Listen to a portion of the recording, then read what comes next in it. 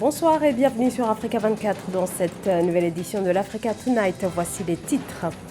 Le candidat d'opposition Hakainde Hichilema remporte la présidentielle en Zambie. Il succède au président sortant Edgar Lungu qui dirigeait le pays depuis 2015.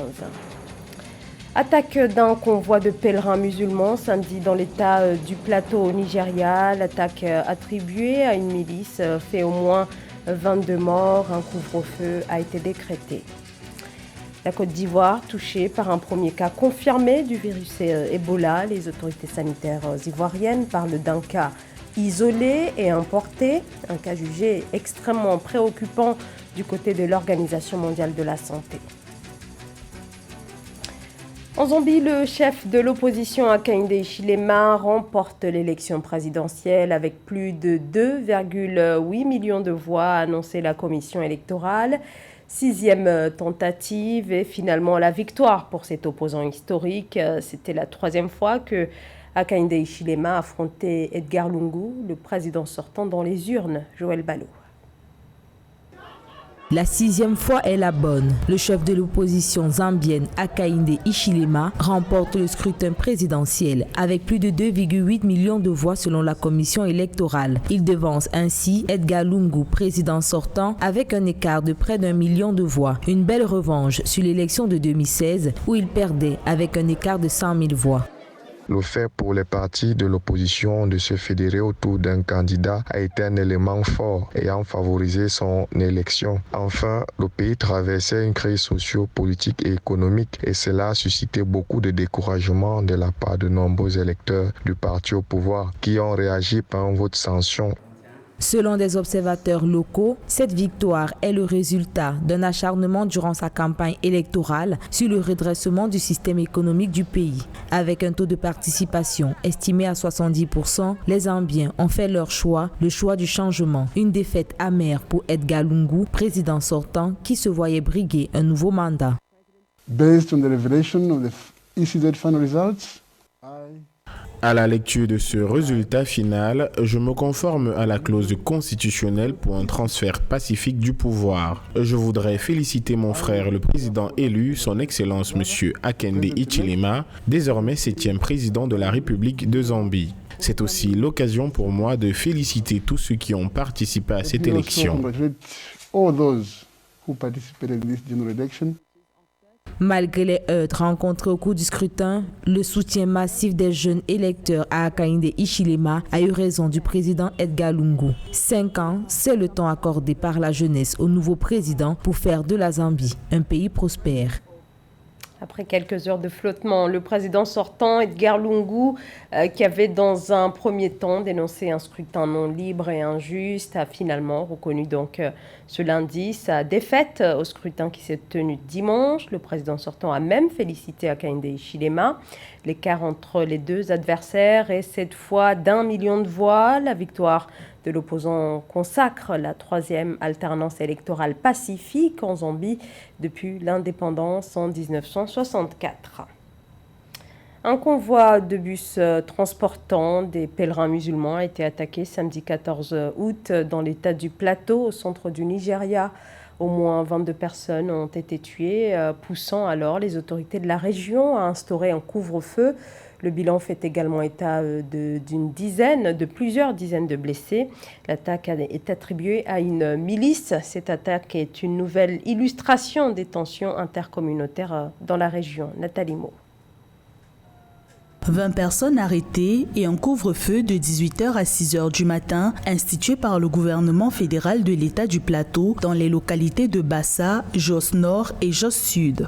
La réaction des autorités de cet État du centre du Nigeria intervient à la suite d'attaques meurtrières qui se sont déroulées dans ces zones le 14 août 2021. De sources policières, les violences ont fait 23 victimes. Les autorités pointent le caractère criminel des événements. Le gouvernement est préoccupé par les tensions persistantes. J'appelle au calme et j'appelle nos concitoyens à éviter toute action ou propos qui pourra envenimer davantage la situation. Il s'agit d'un comportement purement criminel et il ne faut pas lui donner une coloration ethnique ou religieuse. Les populations ont salué la réaction du gouvernement et de la présidence de la République du Nigeria. Une équipe composée de policiers, de militaires et d'autres services de sécurité a été rapidement dépêchée sur les lieux. Pour des experts, les attaques de la route de Rukuba alertent sur la fragilité de l'unité nationale au Nigeria. Certaines personnes pensent que l'unité nationale est en danger au Nigeria, mais en réalité, la nation est déjà en train de se disloquer. Pendant qu'on attend un événement cataclysmique qui va sceller le sort de notre pays, des épiphénomènes se déroulent tous les jours et il faut faire quelque chose pour arrêter cela. L'État du plateau est connu pour ses affrontements récurrents entre agriculteurs et éleveurs. Depuis 20 ans, ces deux groupes se disputent pour le contrôle des ressources, de l'eau et des terres. Le chef de l'État malgache, Andra Joel, a annoncé dimanche la composition d'un nouveau gouvernement. Dans la nouvelle équipe, le Premier ministre Christian Tsai reste en place. 10 autres ministres ont également été reconduits, parmi lesquels les ministres de la Défense et de la Sécurité publique. 22 nouveaux font quant à eux leur entrée. Parmi les nouveaux ministres, Safia Ratirak, la fille de l'ancien président Didier Ratirak, elle est nommée à l'artisanat. La formation de ce nouveau gouvernement intervient près d'un mois après une affaire présumée de coup d'État. Dans le reste de l'actualité, la mise en place en Algérie d'une commission nationale d'évaluation et d'indemnisation des victimes des feux de forêt. Le président de la République, Abdelmajid Tebboune, souhaite octroyer une indemnité d'1 million de dinars au profit des familles endeuillées suite aux incendies auxquels le pays fait face depuis une semaine. Les derniers bilans des autorités locales, de la protection civile et du ministère de la Défense font état de 90 morts depuis lundi dernier.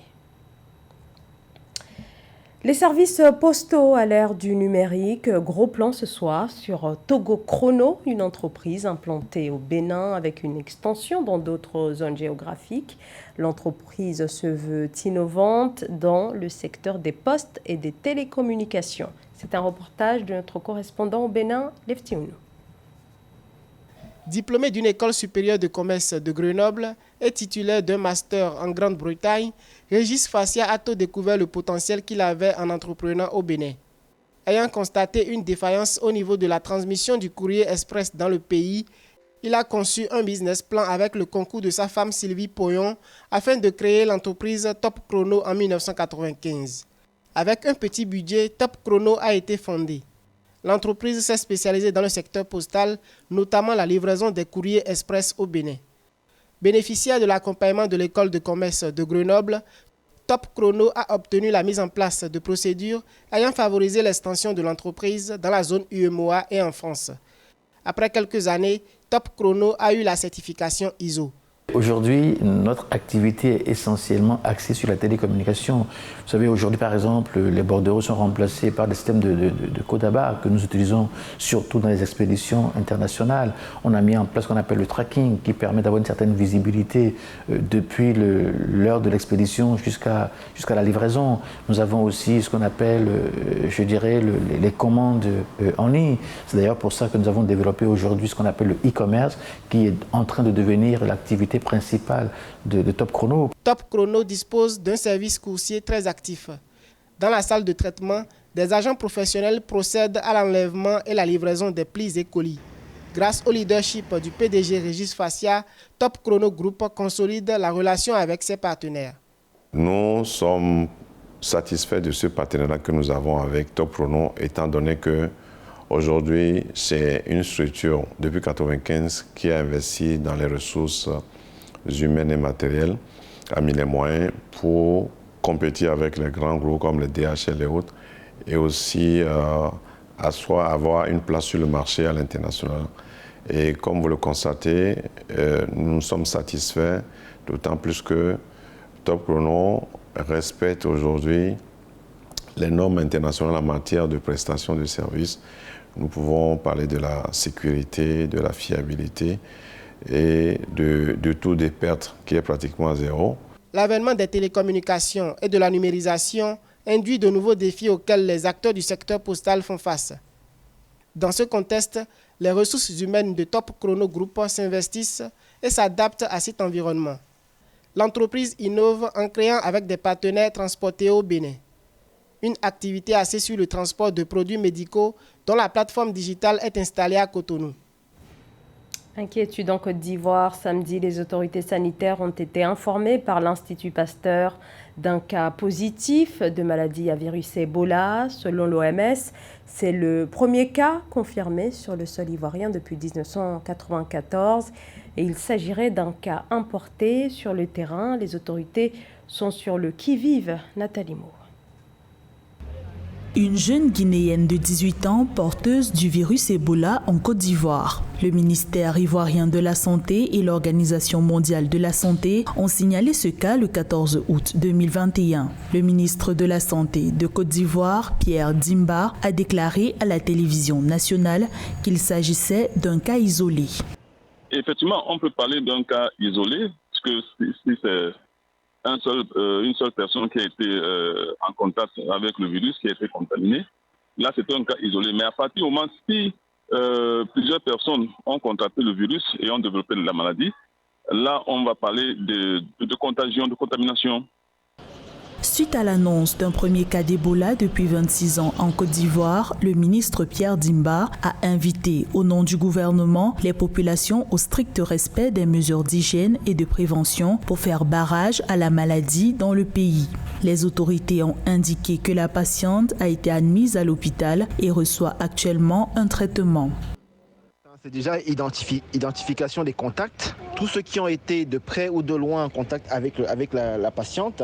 Ensuite, maintenant, faire un suivi actif, c'est-à-dire tous les jours de pouvoir suivre ces personnes, leur température, ainsi de suite. Et après, maintenant, si besoin est, si on voit qu'il y en a qui ont des symptômes, toutes ces personnes pourront être vaccinées selon le protocole de vaccination en ceinture qui a été éprouvé en RDC, en Guinée et partout ailleurs.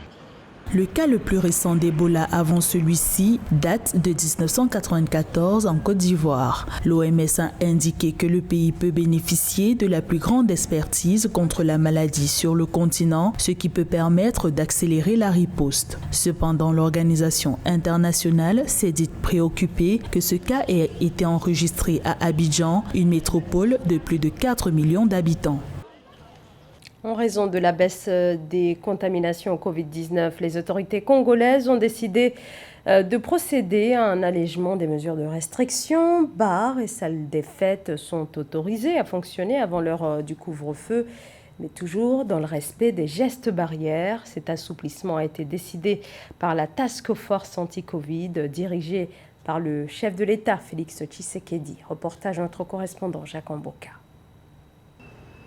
En République démocratique du Congo, la courbe des contaminations à la Covid-19 a dégringolé de 80 à 15%. Le constat est fait par l'équipe de riposte contre cette pandémie élargie à la task force présidentielle sous la conduite du chef de l'État Félix Tshisekedi, réunie le samedi 14 août. Par conséquent, les autorités ont annoncé l'allègement des mesures restrictives en autorisant la réouverture des bars et terrasses. Les personnes qui vont rouvrir, vraiment de bien respecter les gestes barrières, de bien respecter le nombre à l'intérieur, afin que ça ne puisse pas être encore fermé et que surtout que la maladie ne puisse pas se propager. Mais sinon, en tant que Quinois, chef d'entreprise, parce que j'évolue aussi dans certains secteurs, je trouve que c'est une bonne chose d'encourager, c'est juste à respecter tout ça, quoi.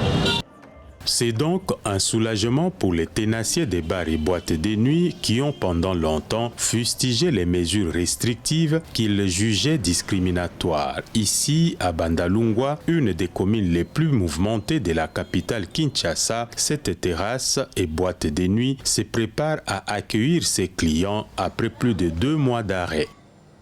Avec l'allègement des mesures restrictives, c'est un soulagement pour nous.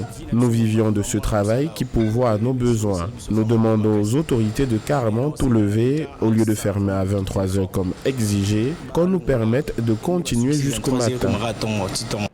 Il faut souligner que la troisième vague de Covid-19 a été très virulente. La RD Congo a atteint au 15 août 53 254 cas d'infection déclarés, dont 30 380 guérisons et 1050 décès. Pour l'heure, 86 244 doses de vaccins ont été administrées, dont 4 260 complètement vaccinés. Le pays s'apprête à lancer sa deuxième campagne vaccinale contre le virus.